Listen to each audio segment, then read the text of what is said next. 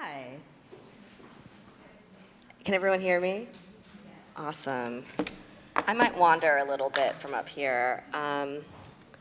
My name is Krista Suh. I'm so honored to be here today. Setting this. I am a proud graduate of Barnard College, class of '09. I don't know if anyone went to school with me here, but hey. What a lot of you don't know is that I have a connection to Columbia Business School as well. I was on the intramural flag football team with all you B schoolers, so. I wasn't good, I can admit that, but it was super fun. So I'm super honored to be here today. I am also the creator of this hat on my head, the Pussyhat. Does everyone know what that is? Nice, okay, cool.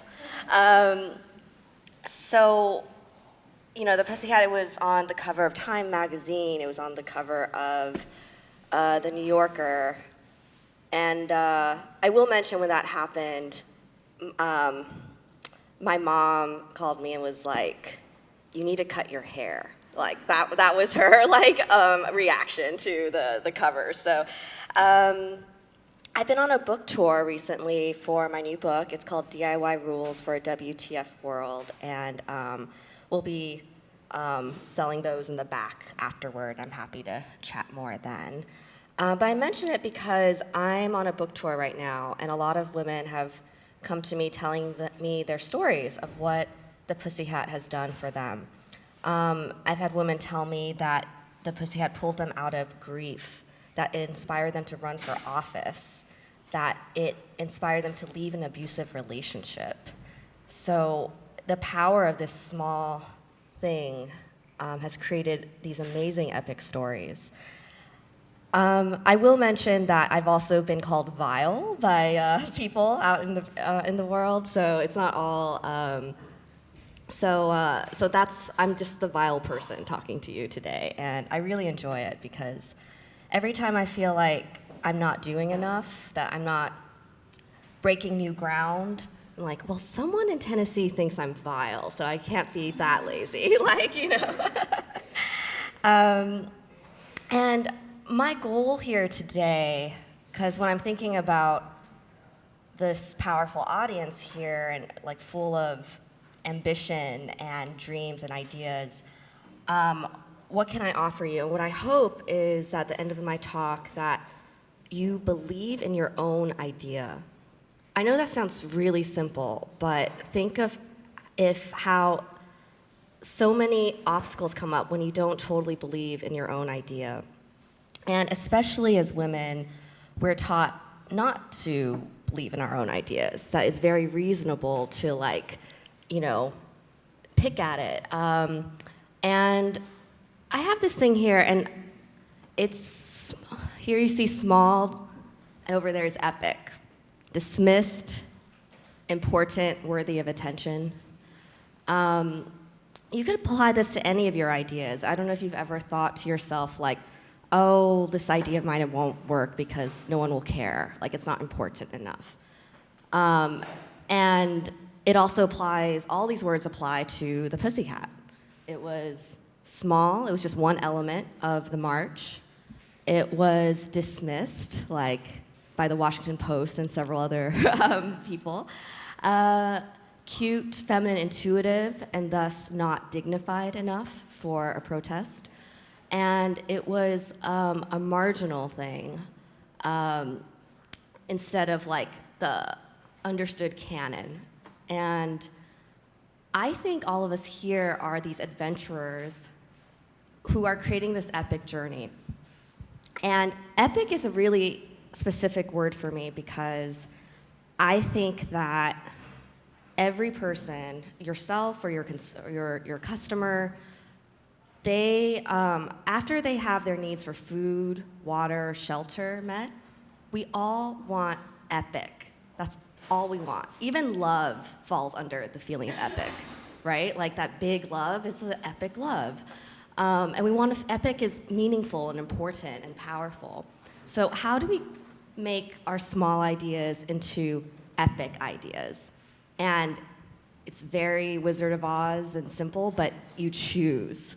It's a choice. And first begins in your own head. You choose to say this small thing is epic and important. I also call it alchemy. You turn lead into gold. You've heard this phrase before, the personal is political. So you're taking your personal life and bringing it out into the public sphere. And that process is creativity, audacity, making your own rules, DIY rules. So this is why the small things, to me, are really important. And actually, really smart to focus on the small. So this kind of goes from left to right. When you're focusing on a small detail that's overlooked, it's a clear field, right? It's that blue ocean. So you don't want to be in that Red Sea where all the other ships are, battling it out so much that the water becomes bloody. You want to be in that blue ocean where no one else is. And that sounds obvious, but the reason why more of us don't do it is because we get teased about it, right? You're out in this blue ocean, it's fresh frontier, but people are like, oh, that's stupid, that's weird. And yet that is what I think it takes to make a huge difference in the world. So I also put here obsessive and weird, because how do you know what small idea of yours is the one to really go for? Or how do you even pay attention to these small ideas coming to your head? And the small moments, you have to be very aware of them. And I think when we're taught to be really high achievers, we teach ourselves to be desensitized to these feelings. Oh, I could stay up all night and finish this. I don't feel tired. But when you do that, you're kind of dulling your creative senses, right? So what I recommend, it's in my book as well, is the Midas touch exercise. And it sounds really dumb, but it's profound. You wake up in the morning, you have a piece of paper and a pen, and throughout the day, for that one day, you write down every single item you touch, literally touch. And at the end of the day, you ask yourself how it felt. And you might find there's something that happens every single day that makes you just cringe. For my friend, it was when he swung his legs out of bed, he hit this hardwood floor, and it was the worst way to wake up. It was cold. And all he had to do was get a rug, But every day he was oh, it doesn't matter, I go about my day. But this exercise made him slow down and realize oh, I can do something about this. And so if you're looking to fix a problem, sometimes you could find these small problems by really paying attention. Let's see. I think these feelings are really important. When I don't tell a lot of people this, but a moment, a feeling I had which is why I knew the Pussyhat would work, is with my mother. She, so way before the march and the election, I went on a little family reunion, and I was with my younger brother, and I was maybe 18, he was 16, so kind of a kid, kind of not. And I was in charge of getting us from LA to Seattle or New York to Seattle or something. And it was really I was just really on the whole time, making sure my two brothers are with me, the luggage, this, and I had barely traveled a lot on my own, much less taking care of more people.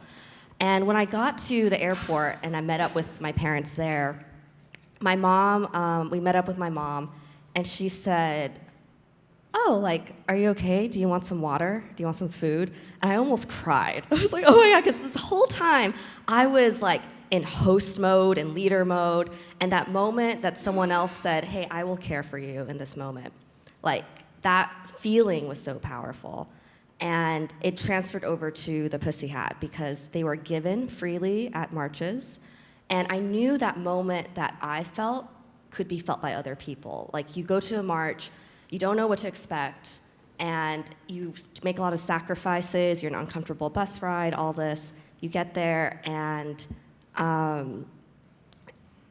someone gives you a hat, like a homemade hat that shows that someone cares about you and will take care of you.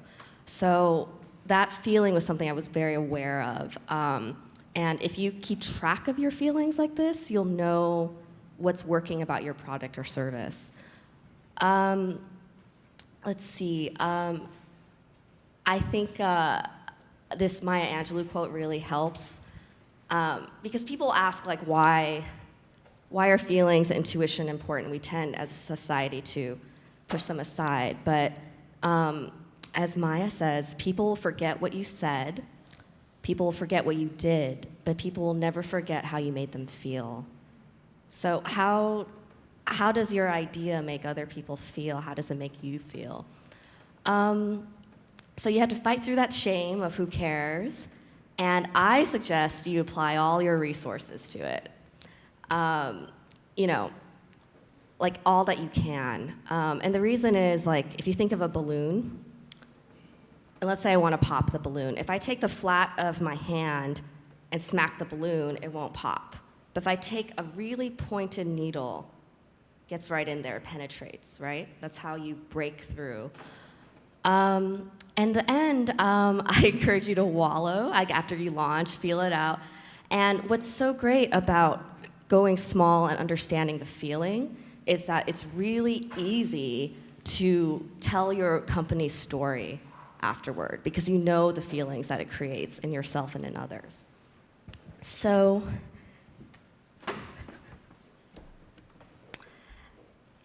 I want to end on Epic, because I want you to believe that your idea is important, because you are important. Epic is you.